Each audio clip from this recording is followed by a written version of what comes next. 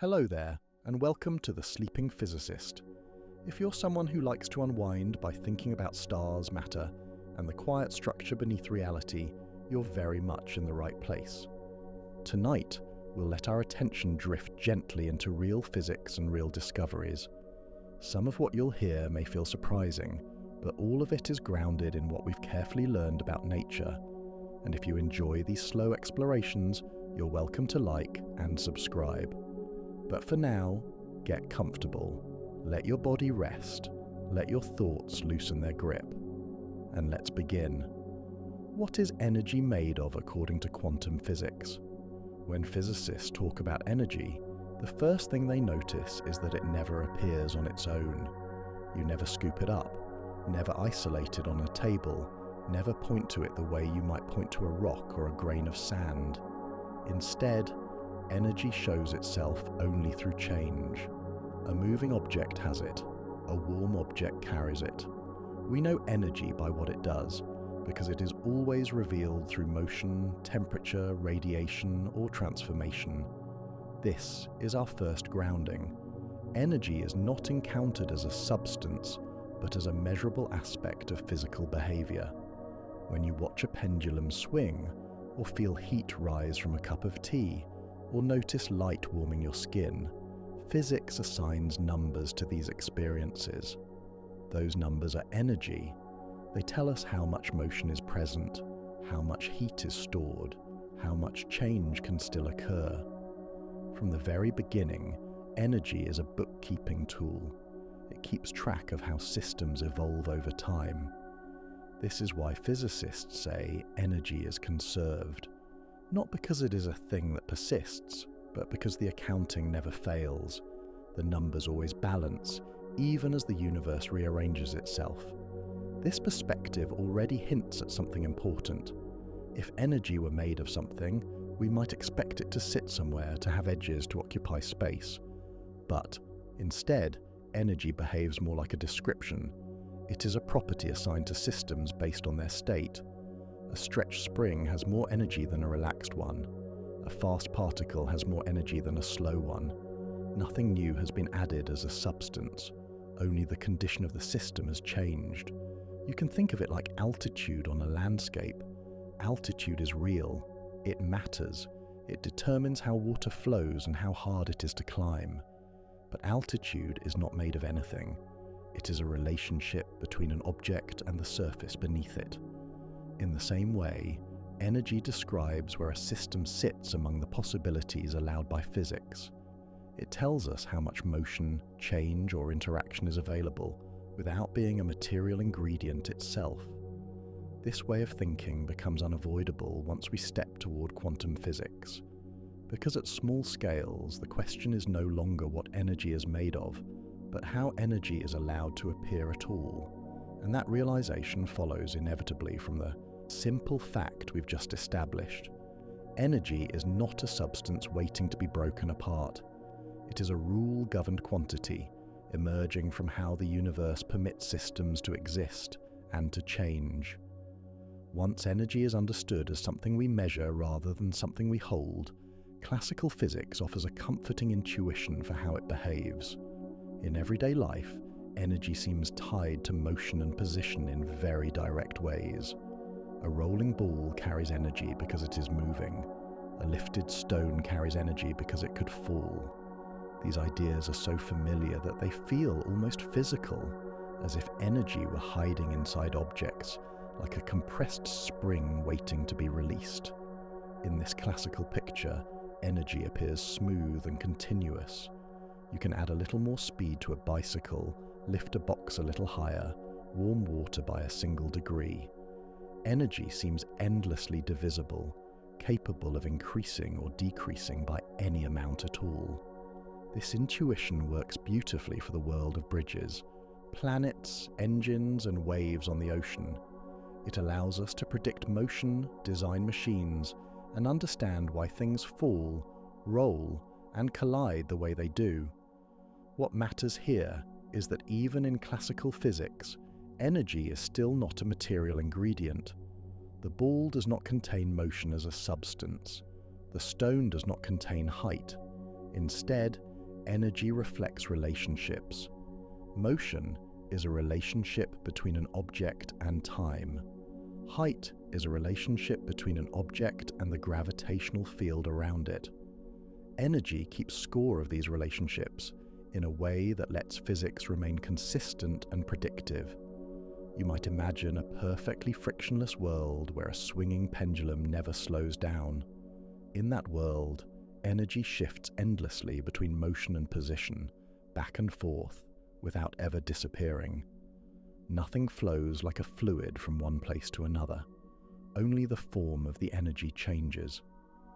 This is the classical ideal that shaped physics for centuries and trained our intuition to expect continuity, smoothness, and unlimited divisibility. But this intuition carries an assumption that will soon become fragile. It assumes that motion can always be slowed just a little, that position can always be adjusted by an arbitrarily small amount, and that energy can slide smoothly between values without restriction. Classical physics never had reason to question this assumption, because at human scales it never fails. Yet, as experiments began probing smaller distances and subtler forms of radiation, this smooth picture of energy began to fracture in ways that could not be ignored. And it is precisely at that fracture that quantum physics enters, not to discard energy as a concept, but to redefine the rules by which energy is allowed to exist at all. As experiments pushed into smaller scales, energy stopped behaving like a smooth landscape and began to resemble something far more structured. Light, which had long been understood as a wave spreading continuously through space, started to behave in unexpected ways. When light struck certain metals, electrons were ejected, but only if the light carried enough energy.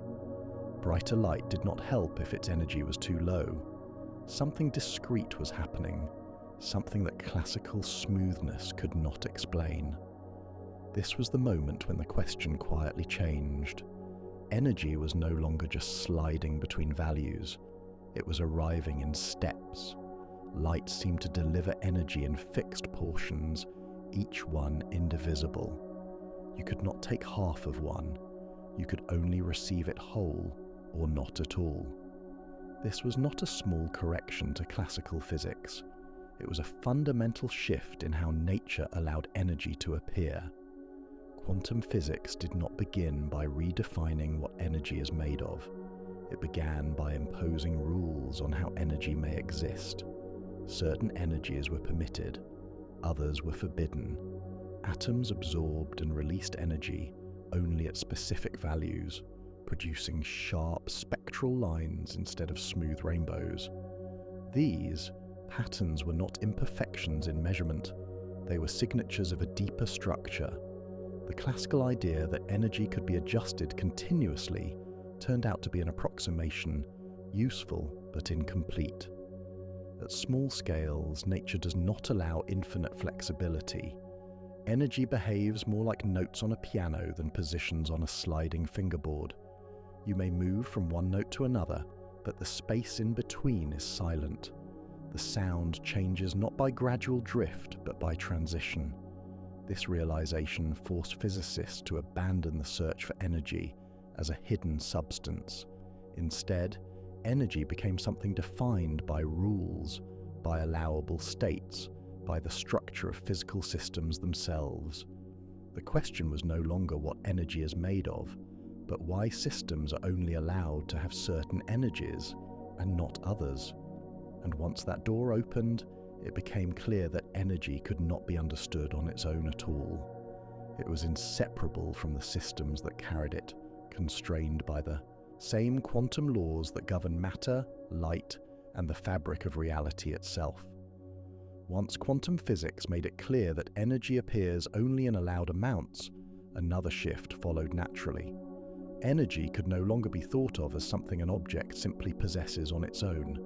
Instead, it became clear that energy belongs to entire physical systems. An electron, an atom, or a molecule does not carry energy in isolation. Its energy depends on how it exists within its surroundings, its constraints, and its interactions. Consider an electron bound inside an atom. It does not roam freely. It is held by the electric attraction of the nucleus, confined by quantum rules that limit where it can exist and how it can move. The energy associated with that electron is not a hidden substance inside it. It is a reflection of the electron's relationship with the atomic system as a whole. Change the system, and the allowed energies change with it. This is why the same particle can have completely different energies in different situations. A free electron drifting through space can have almost any energy. The same electron inside a hydrogen atom is restricted to a small set of precise energy levels. Nothing about the electron itself has been altered as a thing.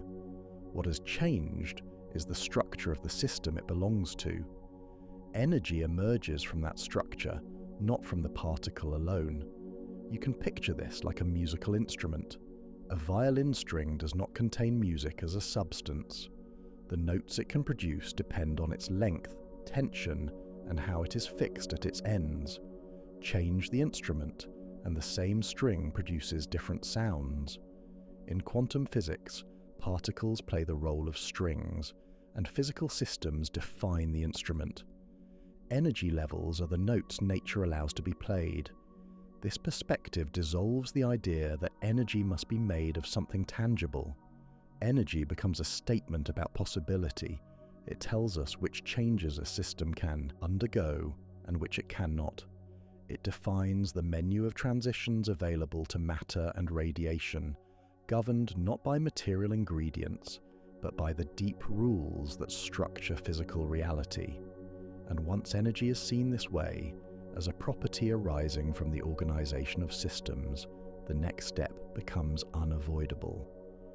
We must ask how finely those allowed energies are divided, and whether nature truly permits them to form a continuous spectrum at all.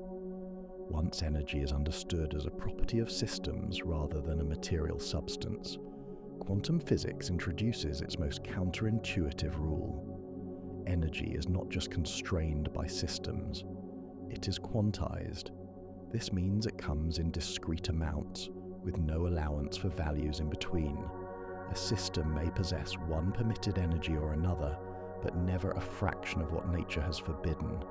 This is not a limitation of measurement or technology, it is a fundamental feature of how the universe behaves. When an atom absorbs energy, it does not take in a little bit at a time. It makes a transition. It moves from one allowed energy state to another, all at once.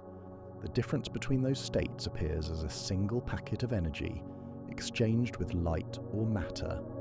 The idea feels strange, only because our everyday experience smooths it out. At large scales, the steps are so small and so numerous that energy appears continuous.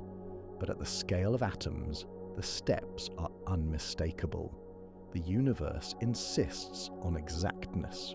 Either the required energy arrives or nothing happens at all. A helpful way to picture this is a staircase in the dark. You cannot stand halfway between steps. You must place your foot fully on one step or the next. From far away, the staircase may look like a smooth ramp, but close up, its structure becomes unavoidable. Energy behaves in the same way. The smoothness we perceive is an illusion born of scale. Quantization tells us something profound about what energy is not. It is not a fluid that can be poured in arbitrary amounts. It is not a substance that can be shaved thinner and thinner. It is an accounting of allowed transitions, defined by the architecture of physical systems and enforced by quantum law. And once this discreteness was recognized, it demanded an explanation. Why should energy come in packets at all? What mechanism in nature insists on these steps? The answer emerged not from speculation, but from a problem involving heat, light, and a puzzle that refused to go away. The puzzle that forced this realization came from something deceptively ordinary. Physicists were trying to understand how objects glow when they are heated.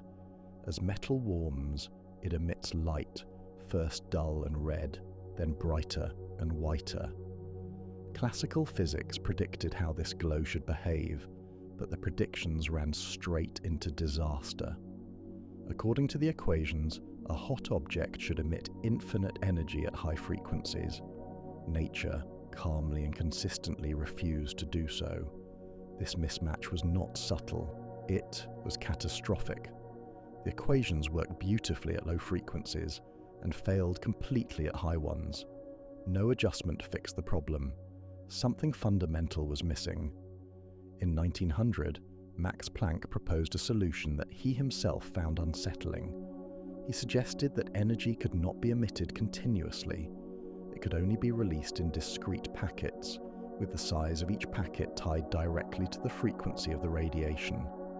Planck did not claim that energy was made of little pieces in a material sense. Instead, he imposed a rule. When matter exchanges energy with light, it must do so in whole units. No fractions allowed. These units later came to be called quanta. At first, this idea was treated as a mathematical trick, but it worked. The predictions suddenly matched reality perfectly, across all frequencies. What mattered was not the packets themselves, but the rule behind them. The universe appeared to have a smallest allowable unit of energy exchange for a given frequency. Below that threshold, nothing happened. The system simply could not respond. This was not a property of our instruments. It was a property of nature. In this moment, energy took on a new identity. It was no longer just a continuous bookkeeping quantity. It was constrained by an underlying granularity. Energy exchanges occurred in steps, enforced by a constant of nature so small that its effects were invisible at human scales, yet absolute at atomic ones. Planck's discovery did not answer what energy is made of. Instead, it revealed that energy is governed by rules deeper than classical intuition.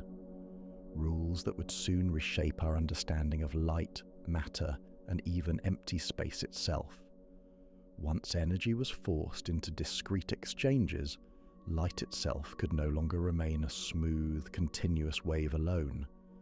Experiments showed that when light delivers energy, it does so in individual events. An electron is struck, a chemical bond breaks, a detector clicks. Each interaction is localized and complete, never partial. To describe this behavior, physics introduced a new concept. Light carries energy in individual quanta, later named photons. What makes this remarkable is that photons have no rest mass. They cannot be slowed down or brought to rest.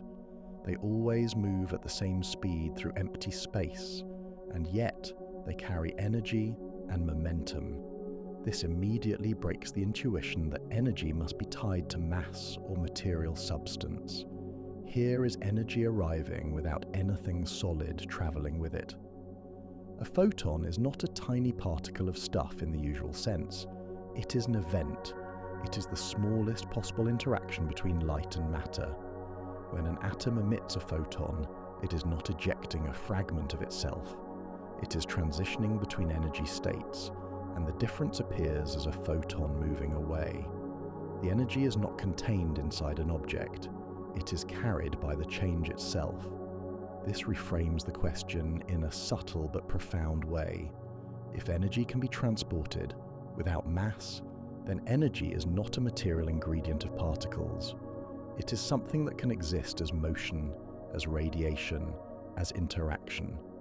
Light becomes the clearest example of this. Pure energy, moving through space, shaped not by substance but by frequency. You can imagine a perfectly still pond. Tossing a stone creates ripples that move outward, even though the water itself does not travel across the pond. In quantum physics, the photon is not the stone, and it is not the water. It is the ripple itself, carrying energy outward without transporting matter along with it.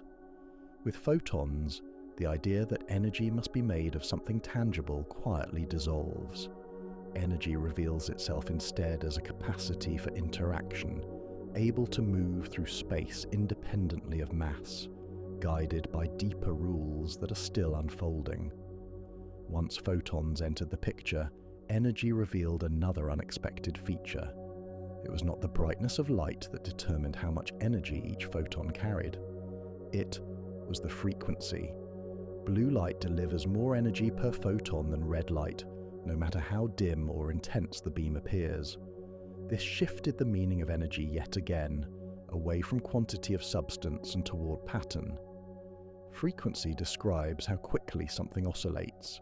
In light, it reflects how rapidly the electromagnetic field cycles as it moves through space. A higher frequency means faster oscillation, and in quantum physics, faster oscillation means higher energy. Energy becomes tied not to size, mass, or intensity, but to rhythm.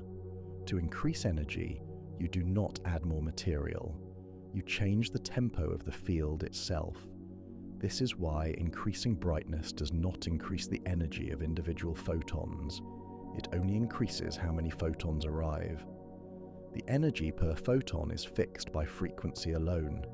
This rule is absolute. It does not soften with scale or circumstance.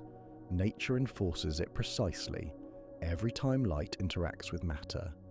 Here, the question of what energy is made of grows quieter. Energy begins to look less like a thing and more like a measure of how a physical system is allowed to behave. The faster the allowed oscillation, the higher the energy associated with it. Energy tracks motion, but not motion through space. It tracks motion within fields. You might imagine a guitar string again, but now focus only on how fast it vibrates.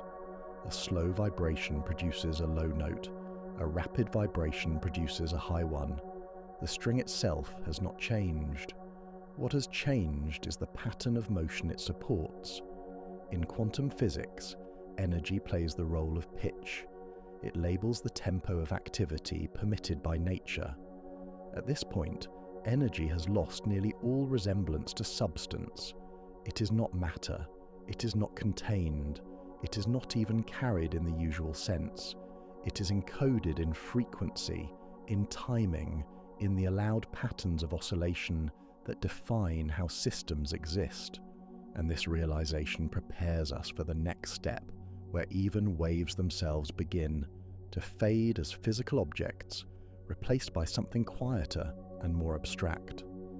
As frequency took center stage, even the idea of a physical wave began to soften. In quantum physics, particles and light are no longer described by tangible ripples moving through space like water or air. Instead, they are described by wave functions. These are not waves made of anything. They are mathematical descriptions of possibility, encoding which energy states a system is allowed to occupy, and with what likelihood. A wave function does not tell us where energy is stored. It tells us how energy may appear if we interact with the system. It spreads out possibilities, assigning structure to what could happen when a measurement occurs. Energy, in this picture, is not flowing inside the wave function. It is one of the outcomes the wave function permits. When a quantum system is left undisturbed, it does not sit at a single energy in the way classical intuition expects. It exists as a combination of possible energy states, each weighted by the structure of the system itself. Only when an interaction takes place does one specific energy value appear. The energy is not revealed gradually. It arrives as a definite result. This marks a decisive shift. Energy is no longer something a system continuously has. It is something a system can yield. The wave function quietly encodes the rules, and energy emerges at the moment of interaction as one allowed answer among many. You can think of it like a chord held silently on a piano. Several notes are present as possibility, but no sound exists yet. When a key is pressed, one note becomes real. In quantum physics, the wave function holds the chord. Energy is the note that is actually heard. At this level, asking what energy is made of begins to feel like asking what a rule is made of. Energy is not a component hiding inside reality. It is an outcome defined by structure, possibility, and interaction, and this realization leads directly to an even deeper statement, one that places energy not inside particles or waves, but in the very act of measurement itself. Once wave functions describe what is possible, energy takes on its most precise meaning yet. In quantum physics, energy is not something residing inside a system. It is something that emerges when the system is asked a specific question. When we measure energy, the result is one of a set of allowed values determined entirely by the system's structure. These values are not chosen arbitrarily. They are fixed by the deep rules governing the system long before any measurement takes place. Physicists say that energy is an eigenvalue of the system. Stripped of technical language, this means that energy is a stable answer the universe is willing to give. When the system is left alone, it quietly maintains its internal order. When it is probed, it responds with one of its permitted energy values, never anything in between. This reframes energy as something relational and contextual. The same system, asked a different question, may reveal position or momentum instead. Energy is not a hidden object waiting to be uncovered. It is a particular kind of response, arising when we interact with the system in a specific way. Imagine a tuning fork resting silently on a table. Its shape and material define the note it will produce if struck. The note is not sounding yet, but it is already determined. When the fork is struck, the sound that emerges is not created in that moment, it is revealed. In the same way, a quantum system carries allowed energies not as stored substances, but as latent responses. This makes the question, what is energy made of, feel increasingly misplaced. Energy is not a building block. It is a permitted outcome. It is the universe answering consistently when certain conditions are met. And once this is understood, the focus naturally shifts away from particles and measurements towards something even more fundamental, something that exists everywhere, whether we look or not. Once energy is understood as an allowed outcome rather than a stored substance, attention naturally shifts to what defines those outcomes in the first place. Beneath particles, beneath measurements, quantum physics reveals something quieter and more pervasive. Fields. Not fields as forces pulling on objects, but quantum fields that exist everywhere, even where nothing seems to be happening. In this view, space is never truly empty. Every point in space is occupied by fields that can vibrate, fluctuate, and interact. These fields are not made of particles. Particles emerge from them. Energy, too, does not reside inside objects.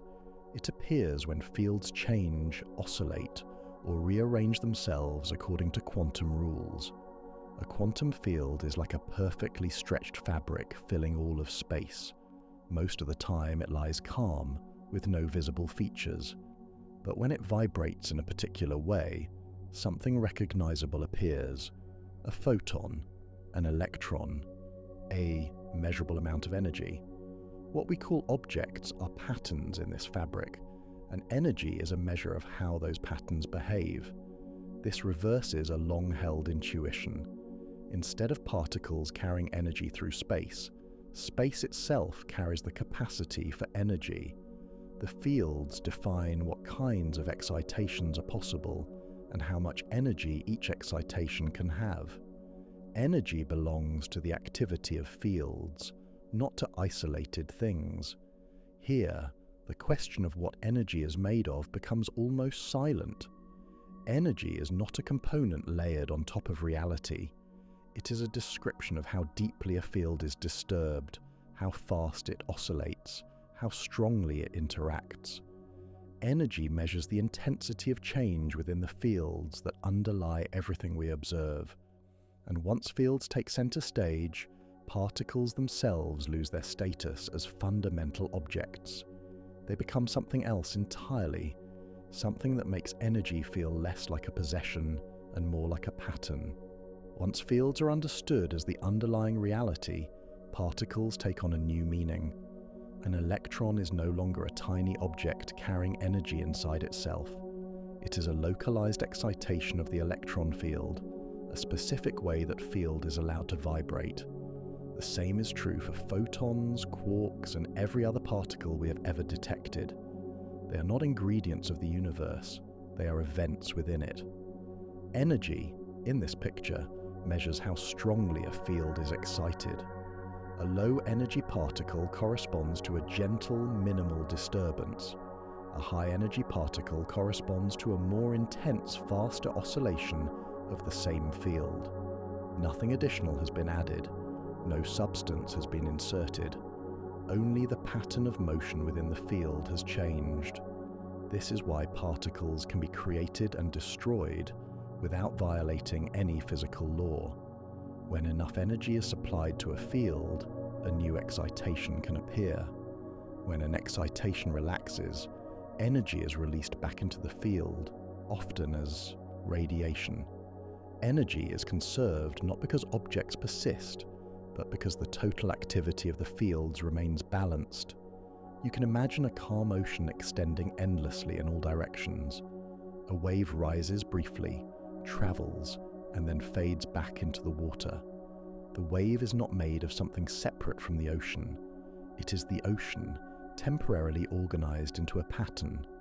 In quantum physics, particles are waves of this kind, and energy measures the height and motion of those waves. At this level, the question of what energy is made of becomes almost unnecessary. Energy is not built from smaller pieces. It is the language we use to describe how fields move, fluctuate, and interact. It quantifies activity, not substance. And once this is understood, even emptiness itself begins to look different, because fields never truly fall silent. Once particles are understood as temporary excitations of fields, an unsettling realization follows naturally. Even when no particles are present, the fields themselves do not become perfectly still. What we call empty space is not a void. It is a restless background where quantum fields continue to fluctuate, even in their lowest possible energy state. This lowest state is not zero in the classical sense. It is called the ground state, and it still contains energy. This is known as vacuum energy, or zero-point energy. The name can be misleading because nothing is being added. The energy arises simply because quantum fields are not allowed to be completely motionless. Absolute stillness is forbidden by the rules that govern nature. The reason is subtle but unavoidable. To make a field perfectly still would require its position and motion to be known with infinite precision at the same time. Quantum physics does not permit this. As a result, fields continue to jitter gently, even in the absence of particles, even in regions of space where nothing is happening. This means energy exists even where there is no matter, no radiation, no observable activity at all, not as a substance filling space, but as an irreducible level of motion written into the fabric of reality. Energy is present because the universe does not allow complete silence. You can picture this like the faint trembling of a tightly stretched string. Even when untouched, it cannot lie perfectly still. Tiny vibrations remain, enforced by the way the string is constrained. In quantum physics, space itself behaves like that string, and vacuum energy is the measure of its unavoidable motion. Here, the question of what energy is made of dissolves almost entirely. Energy is not something added to space. It is what remains when everything removable has been removed. It is the baseline activity of the fields that define existence itself. Once vacuum energy is acknowledged, its origin becomes impossible to ignore. The reason fields can never be perfectly still lies in one of the deepest rules of quantum physics. Certain properties of nature cannot be fixed at the same time. Motion and stillness refuse to coexist with absolute precision. As a result, energy itself cannot be locked into a perfectly defined value forever. This does not mean energy is chaotic or unregulated. It means that at very small scales, energy is allowed to fluctuate briefly within carefully constrained limits. These fluctuations are not violations of conservation. They are expressions of uncertainty built into the structure of reality. Energy can momentarily rise or fall as long as the balance is restored quickly enough. This constant, gentle flickering is not something we observe directly with our senses, but its effects are real. It subtly shifts the energies of atoms. It influences how particles interact. It even contributes to forces that can be measured in the laboratory. Energy is never frozen. It is always allowed a small margin of motion, even in its quietest state. You can imagine trying to hold a perfectly steady note while your hand trembles ever so slightly. No matter how carefully you try, absolute stillness remains out of reach. In quantum physics, the universe itself has that trembling built in. Energy fluctuates not because something disturbs it, but because complete stillness is not permitted. At this point, energy appears not as a substance or ingredient, but as a dynamic allowance. It is the measure of how much activity is permitted, even when nothing seems to be happening. And this restless character raises a natural question. If energy is always in motion, how can it ever be said to be conserved at all? Once energy is allowed to fluctuate at small scales, it might seem as though conservation has been compromised. But quantum physics does not abandon conservation. It refines it. Energy is still conserved with absolute precision, not necessarily at every instant, but across complete physical processes. The accounting remains exact, even when the path between moments becomes subtle. In quantum physics, conservation applies to closed systems as a whole. When interactions begin and end, when particles appear and disappear, when fields exchange excitations, the total energy before and after always balances. What changes is our expectation of smoothness. Energy does not need to follow a perfectly straight line from one moment to the next, as long as the final tally remains correct. This is why quantum events can feel strange without being lawless. A particle may momentarily borrow energy from the background fluctuations of a field, but only within strict limits. The universe permits brief deviations, then demands repayment. Nothing escapes the balance sheet. The rules are flexible in motion, but rigid in outcome. You can think of this like walking across a slightly elastic bridge. Your steps cause small oscillations, dips and rebounds. Locally, things move up and down. But when you reach the other side, the bridge has returned to its original shape. The total structure is preserved, even though motion occurred along the way. In this sense, energy conservation becomes less about stillness and more about integrity. The universe allows motion, fluctuation, and transition, but it never allows imbalance. Energy is conserved not because it is a substance that must be protected, but because the rules governing change are internally consistent. This prepares the ground for one of the most misunderstood ideas in quantum physics, where energy appears to briefly take on ghost-like forms, not as violations of law, but as temporary expressions of the same underlying balance. At very small scales, energy conservation reveals one of its most delicate expressions. In quantum interactions, fields are allowed to fluctuate so briefly that transient forms of energy can appear and vanish without ever becoming directly observable. These fleeting disturbances are often described as virtual particles, though they are not particles in the usual sense. Virtual particles are not objects traveling through space. They are momentary expressions of energy exchange within quantum fields. During interactions, fields can briefly shift their energy configurations, allowing intermediate states that would be forbidden if they were permanent. These states exist only within the strict limits imposed by quantum uncertainty, disappearing before they can be measured. What matters here is not the imagery of particles popping in and out of existence, but the underlying principle.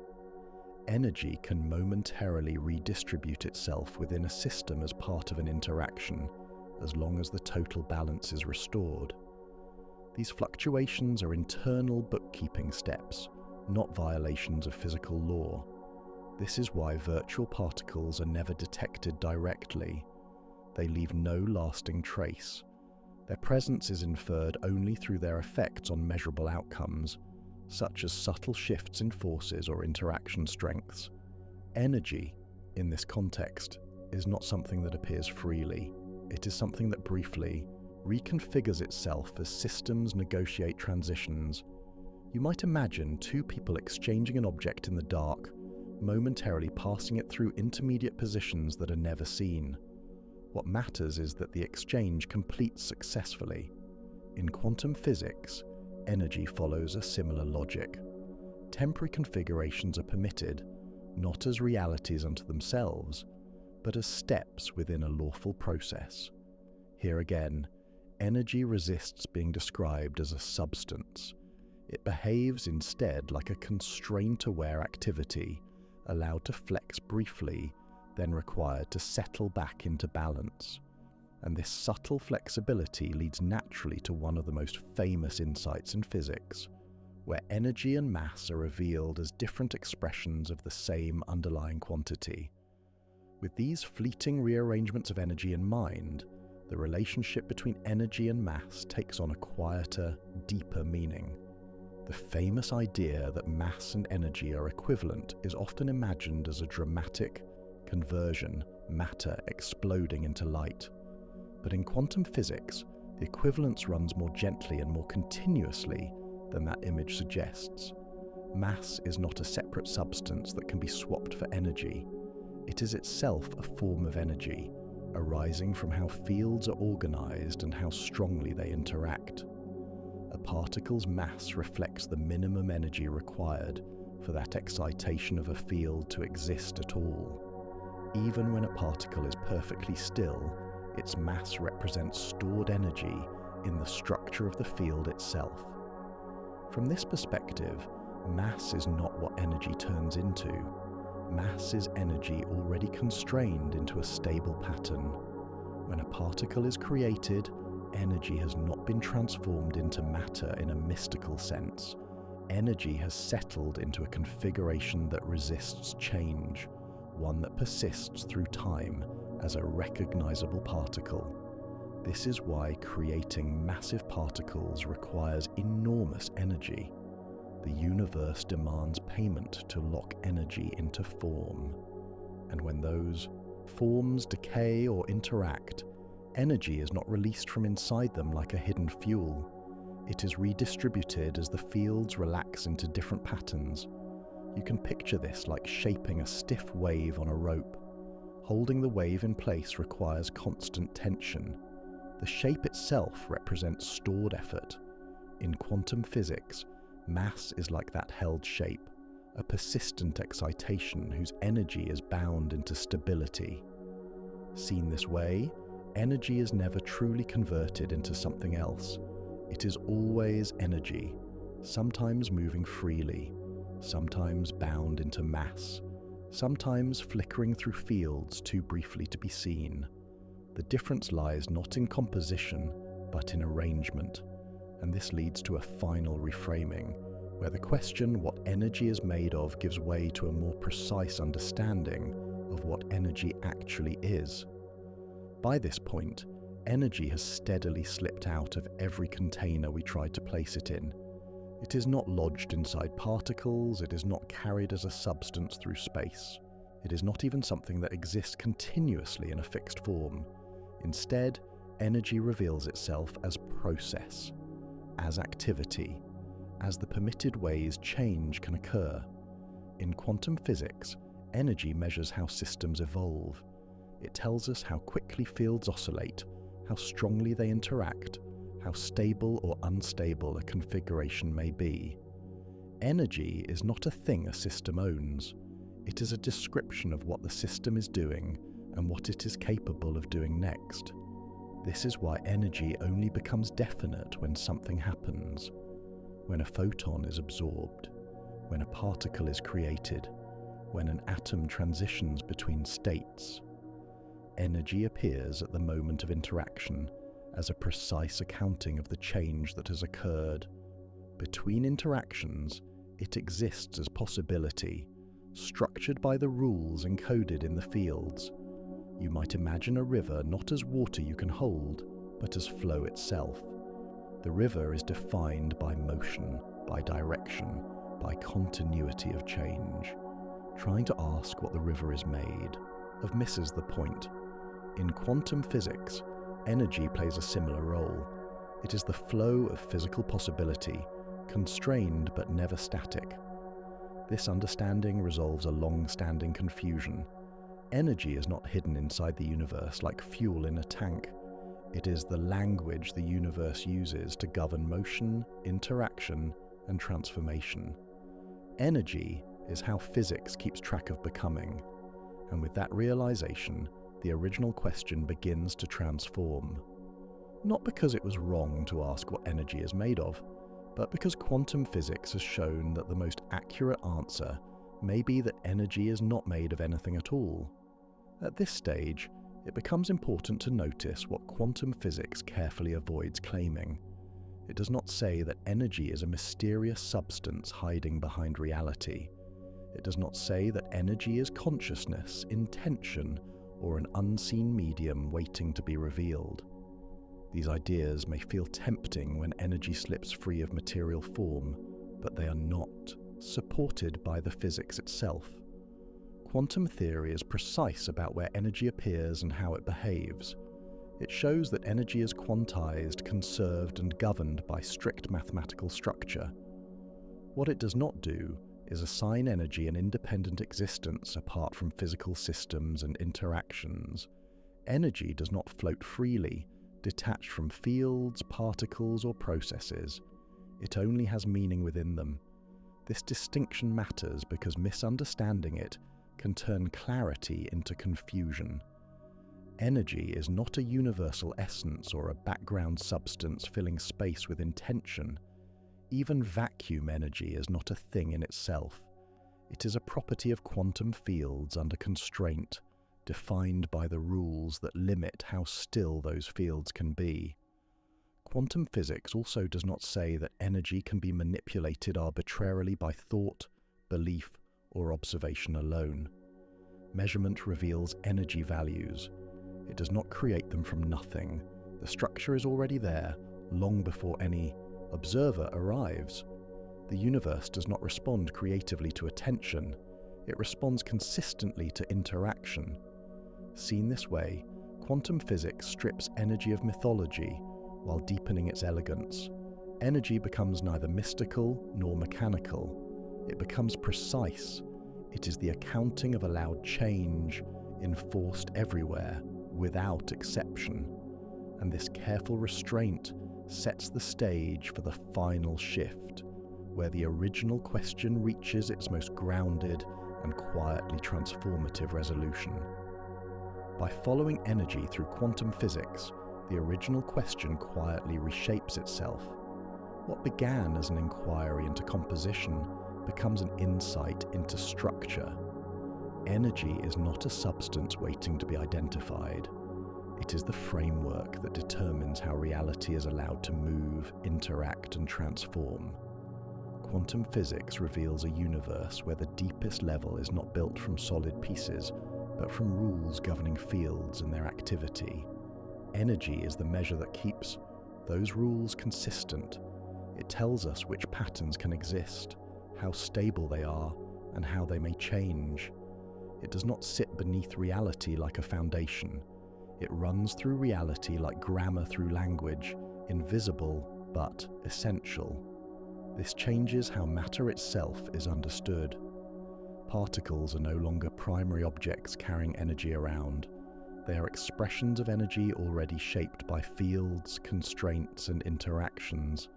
Even emptiness is active, not because something fills it, but because complete stillness is forbidden.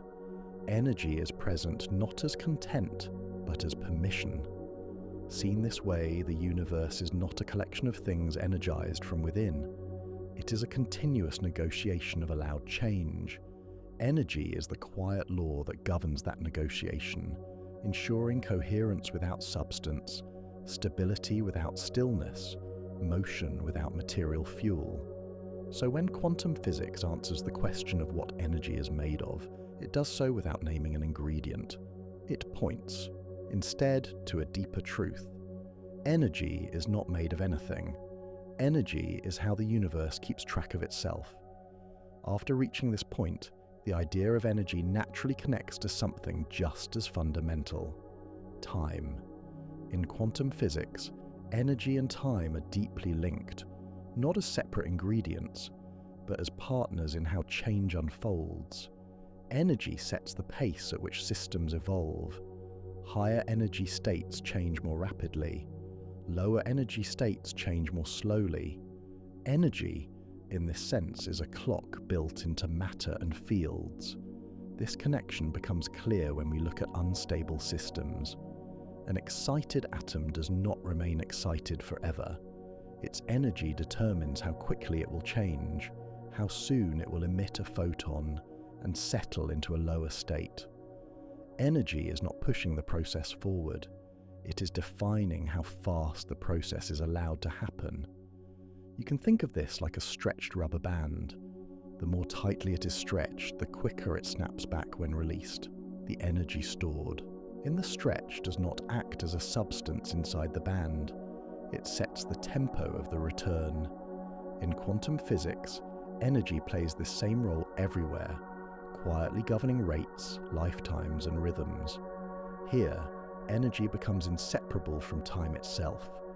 It is not just a measure of possibility, but a measure of urgency. How quickly change must occur once it is allowed.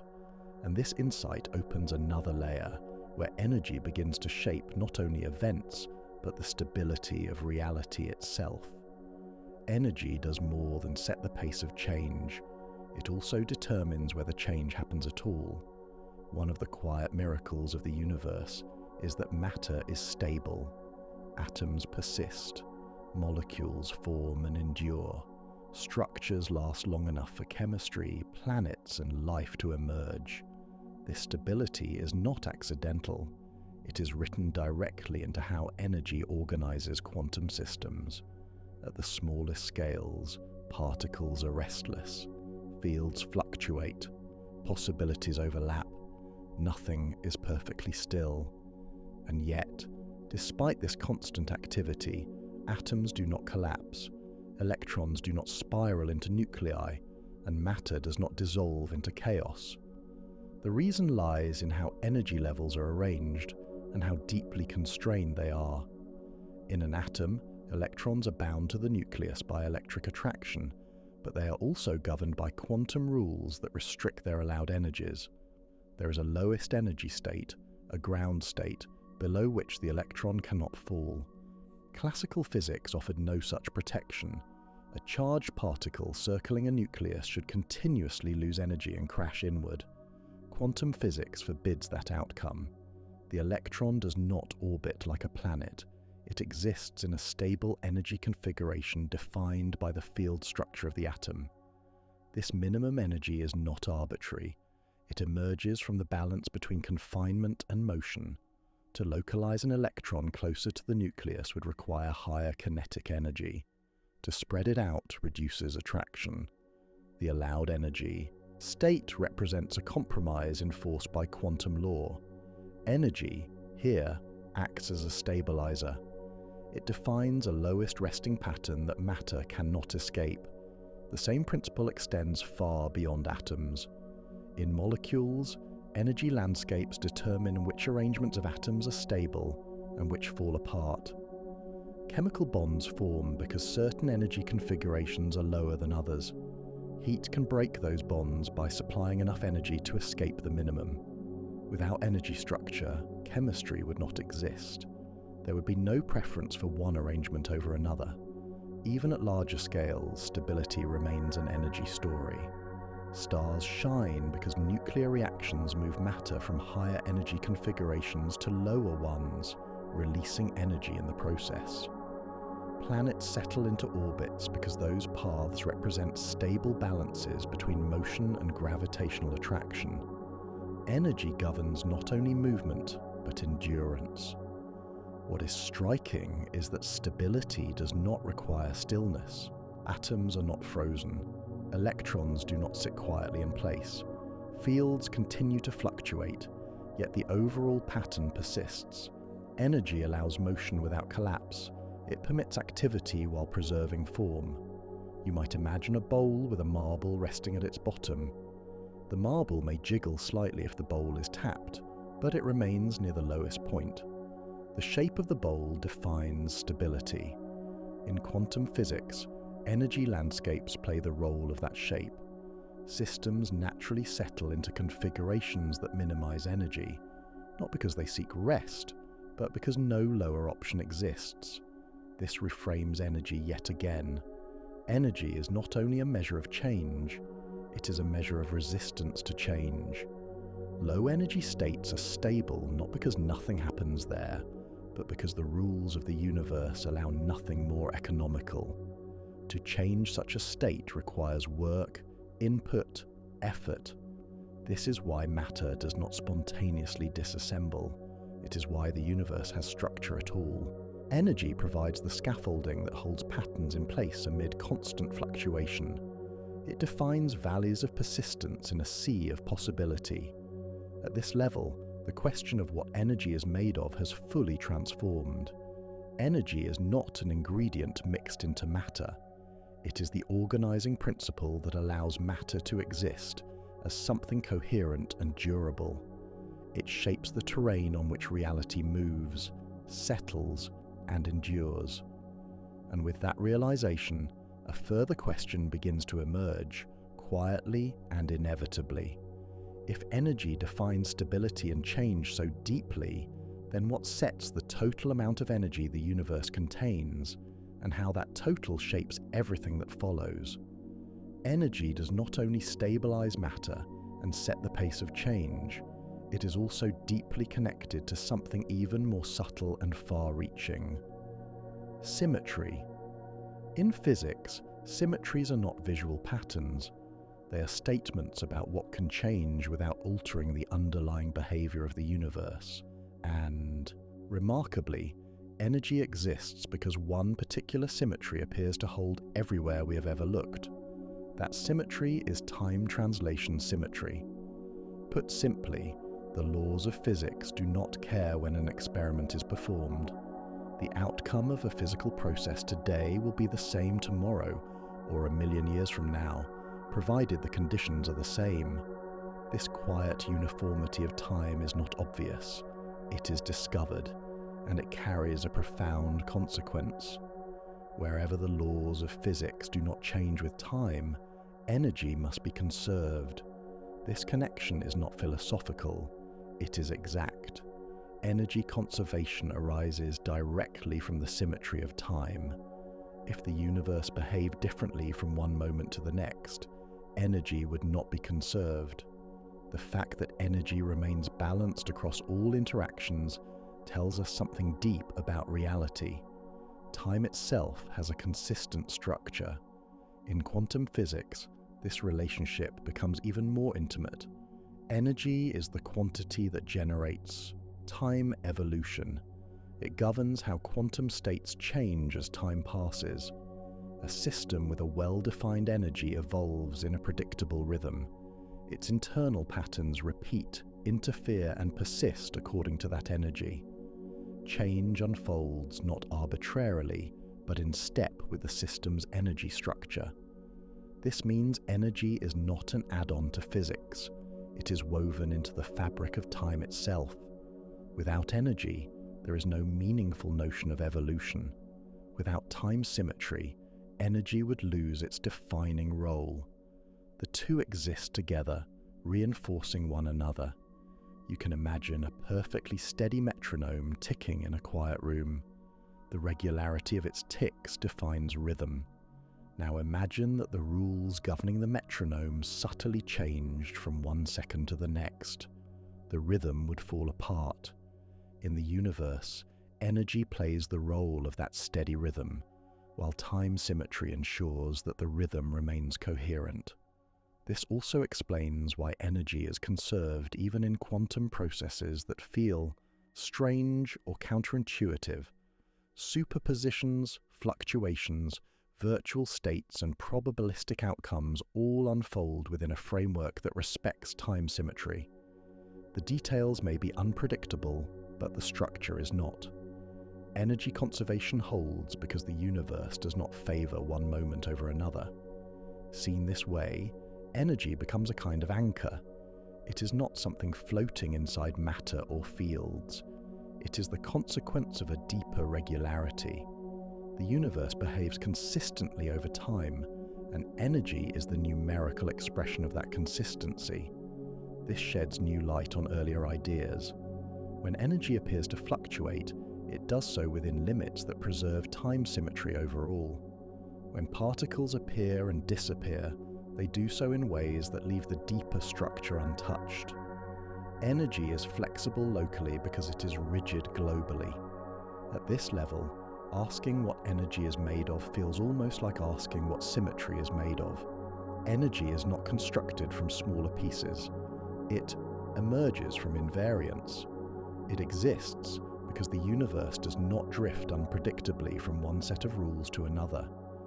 This also hints at why energy feels so fundamental across every domain of physics. From quantum fields to galaxies, from chemical bonds to cosmic expansion, energy remains central because time symmetry remains unbroken. As long as the universe continues to behave consistently from moment to moment, energy will remain the quantity that organizes change. And yet, this raises a deeper and more delicate question. If energy is tied to time symmetry, what happens when time itself behaves differently? In the early universe, near black holes, or in expanding space, time is no longer uniform in the way we casually imagine. In those regimes, the meaning of energy becomes more subtle, sometimes even ambiguous. This is not a failure of the concept. It is a sign of how deeply energy is woven into the structure of reality. Energy is not something layered on top of physics. It is what physics looks like when time behaves regularly.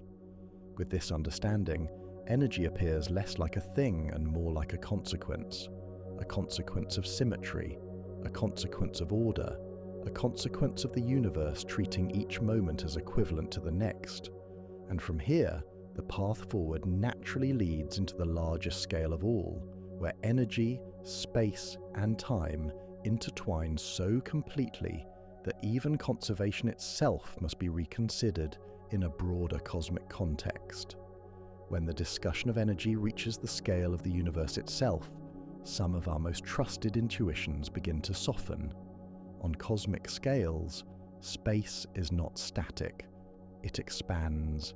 Galaxies drift apart, not because they are moving through space like debris in an explosion, but because space itself is stretching between them. This simple fact has profound consequences for how energy behaves, and even for how we define it. In everyday physics, energy conservation feels absolute and local. You can track energy as it moves, transforms, and exchanges form. In the expanding universe, this tidy picture becomes more subtle.